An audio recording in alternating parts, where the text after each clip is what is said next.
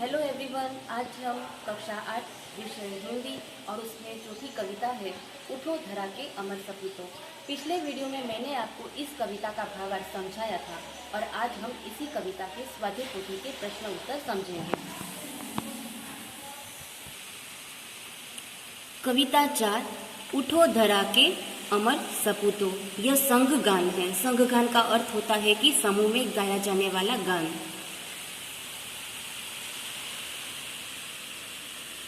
प्रश्न नंबर 1, निम्नलिखित प्रत्येक प्रश्न के उत्तर के लिए दिए गए विकल्पों में से सही विकल्प चुनकर उसका क्रम अक्षर प्रश्न के सामने दिए गए कोष्टक में लिखिए।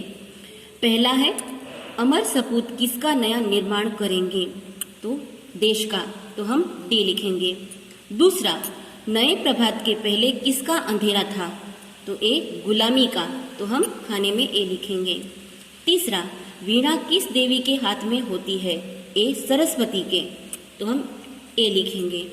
चौथा, हम किसके रक्षक और पुजारी हैं? बी सरस्वती मंदिर के, तो हम बी लिखेंगे।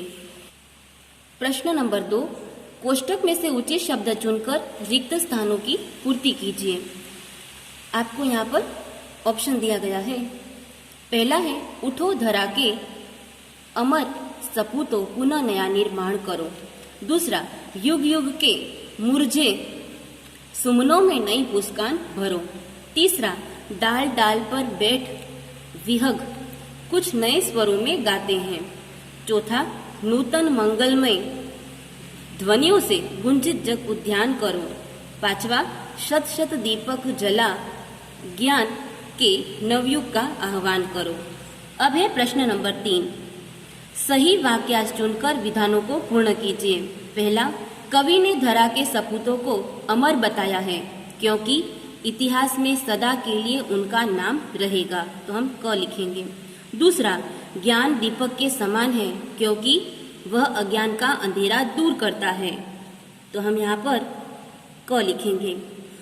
चौथा, निम्नलिखित प्रश्नों के उत्तर एक एक वाक्य में लिखिए। पहला, कवि ने धरती के सपूतों का किस लिए आह्वान किया है? उत्तर, कवि ने देश का नवनिर्माण करने के लिए धरती के सपूतों को आह्वान किया है। दूसरा, कवि ने प्रातःकाल को नया क्यों कहा है? उत्तर में लिखेंगे, कवि ने प्रातःकाल को नया कहा है क्योंकि यह स्वतंत्रता का प्रभात है या तो सवेरा है। तीसरा, नूतन मंगलमय ध्वनियों से किसे गुंजित करना है? उत्तर, नूतन मंगलमय ध्वनियों से जगत रूपी उद्यान को गुंजित करना है। चौथा, कवि ने किसे शुभ संपत्ति कहा है? तो कवि ने सरस्वती के पावन मंदिर को शुभ संपत्ति कहा है। अब है प्रश्न नंबर 5, निम्नलिखित प्रश्नों के उत्तर 2-3 वाक्यों में लिखिए। इस प्रश्न का उत्तर आपको 2 या 3 वाक्य में लिखना है। पहला, धरा के सपूत नए राग और गान किसमें भरेंगे? राग और गान किसमें भरेंगे? स्वतंत्रता पाने के बाद हमारे देश में नया युग आया है। धरा के सपूत इस नवयुग की वीणा में नए राग और गान भरेंगे। प्रश्न 2, धरती माँ की काया आज सुनहरी क्यों रही है? उत्तर, सारे देश में स्वतंत्रता रूपी सूर्य का प्रकाश फैला हुआ है। सुनहरी धूप के कारण आज धरती माँ की काया सुनहरी हो रही है।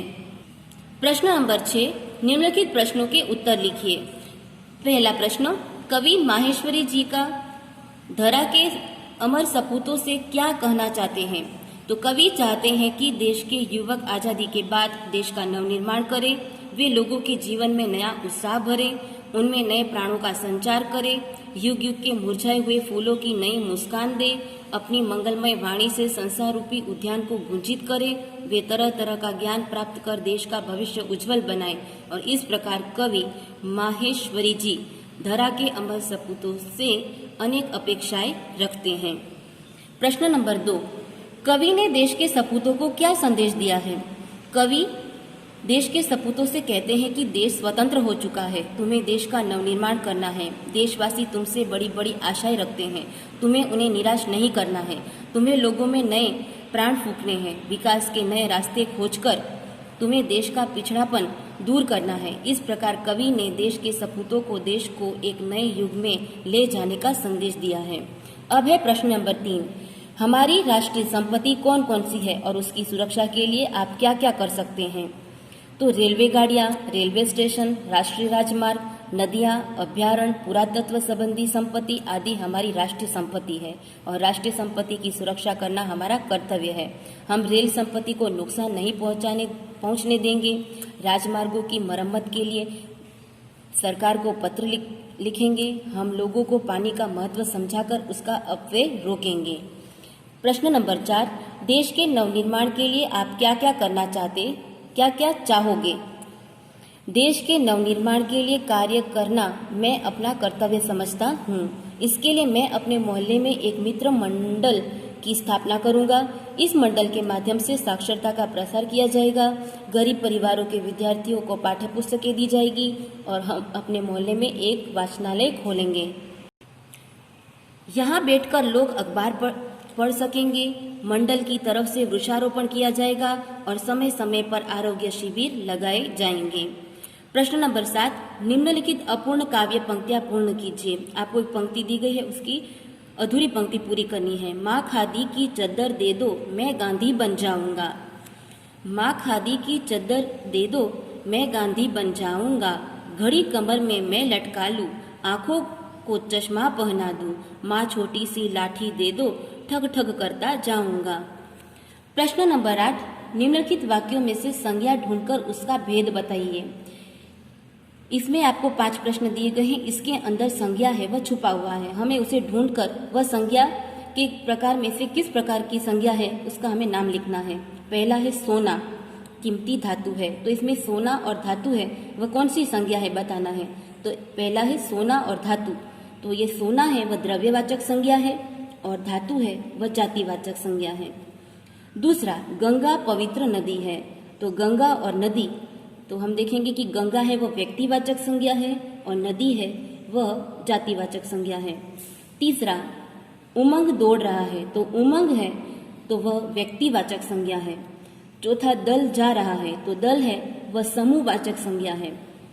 पांचवा, राजेश भय के कारण जंगल में नहीं आया। राजेश, भय और जंगल, ये तीनों जो शब्द है इसमें से राजेश है वह व्यक्तिवाचक संज्ञा है, भय है वह भाववाचक संज्ञा है और जंगल है वह जातिवाचक संज्ञा है।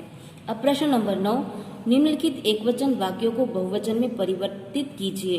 एकवचन वाक्य है, हमें इसे बहुवचन बनाना है। पहला, मुझे लुटेरे का डर था, तो मुझे की जगह हमें बहुवचन में हमें लुटेरों का डर था ऐसा लिखना है। जहाँ लुटेरे हैं वहाँ लुटेरो और मुझे है वहाँ पे हमें करना है। दूसरा, पक्षी ने उड़ान भरी, तो पक्षी है उसका बहुवचन पक्षियों ने उड़ाने भरी।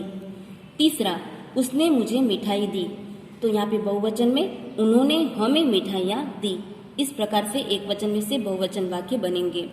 तो आपका यहाँ पर पाठ कविता चौथी उठो धरा के अमर सपूतों के स्वाध्याय पोथी के सभी प्रश्न उत्तर यहाँ पर पूरे होते हैं।